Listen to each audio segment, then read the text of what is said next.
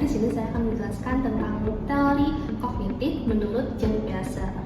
Nah, Jean Piaget ini menjelaskan bahwa kita manusia berpikir sesuai dengan usia dan juga pengalaman. Nah, apa aja tahapan-tahapan tersebut? Jean Piaget membagi tahapan tadi menjadi 4 tahapan komponen utama. Yang pertama itu ada tahap sensori motor usia 0 sampai dengan 2 tahun. Di sini bayi mulai belajar dengan menggunakan panca indera, di mana dia mulai melihat dan juga menyentuh barang. Lalu yang kedua adalah tahap praoperasional dari usia 2 sampai dengan 7 tahun, di mana anak sudah mampu mengenali simbol dan bahasa, namun pikirannya masih sederhana dan belum berpikir secara logis yang lebih mendalam. Lalu yang ketiga ada tahap operasional konkret, dimulai dari usia 7 sampai dengan 11 tahun. Pada tahap ini, individu mampu berpikir secara logis, tetapi hanya pada hal-hal yang nyata dan bisa dilihat secara langsung. Contohnya, ketika anak memahami bahwa air itu tetap sama meskipun dipindahkan ke wadah yang berbeda. Yang ketiga adalah tahap operasional konkret, di mana tahap operasional konkret dimulai dari usia 7 sampai dengan 11 tahun. Anak sudah mampu berpikir secara logis, tetapi hanya pada hal-hal yang nyata dan bisa dilihat secara langsung.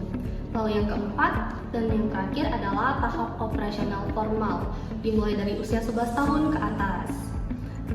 Pada tahap operasional formal, individu sudah mampu berpikir secara abstrak dan logis, di mana mereka dapat memikirkan kemungkinan, membuat hipotesis, dan memecahkan masalah secara sistematis. Nah, kalau tadi Piaget sudah membagi cara berpikir individu melalui tahap usia dan pengalaman yang dimilikinya. Di sini kita akan menyimak bagaimana Piaget menjelaskan tentang mekanisme dan proses kognitif berjalan yang dimulai dari skema, asimilasi, akomodasi, dan ekuilibrasi. Berikut contoh role play dan juga penjelasannya.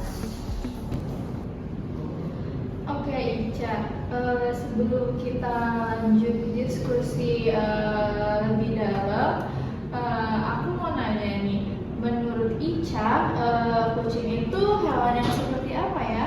Kalau menurut aku sih kucing itu udah pasti lucu, terus juga kecil, ukurannya kecil, terus juga dia udah pasti berkaki 4 dan berbulu.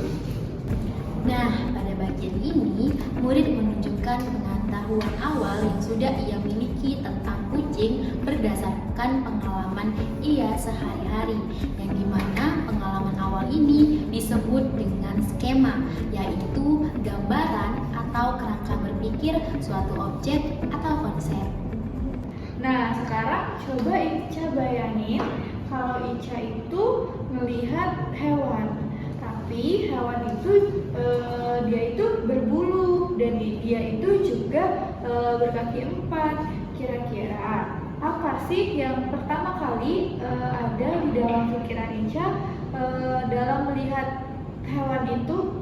Awalnya sih aku ngira itu juga kucing ya Bu, soalnya kan dia sama-sama punya ciri yang sama tuh, kayak kakinya 4, terus juga berbulu. Aku kira itu semua tuh kucing gitu.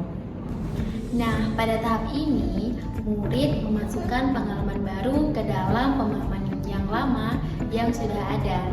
Ia tetap memakai skema lama yang ia ketahui tentang kucing ke dalam pemahaman baru untuk memahami hewan lain.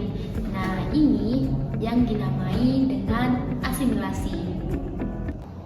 Terus setelah Ica perhatiin lebih lama nih, kira-kira apa yang Ica sadari? Setelah aku lihatin lagi ya, hewan itu yang aku kira kucing tadi, dia tuh ngeluarin suara, tapi ternyata suara itu nggak meong. Terus juga badannya tuh juga lebih besar dari kucing, terus juga telinganya itu lebih panjang serta lebar juga. Oke, lalu apa yang Ica lakuin dari pemahaman Ica tadi? Aku sadar kalau hewan yang berbulu dan berkaki 4 itu sebenarnya bukan cuma kucing, banyak hewan lain kayak hewan tadi yang aku lihat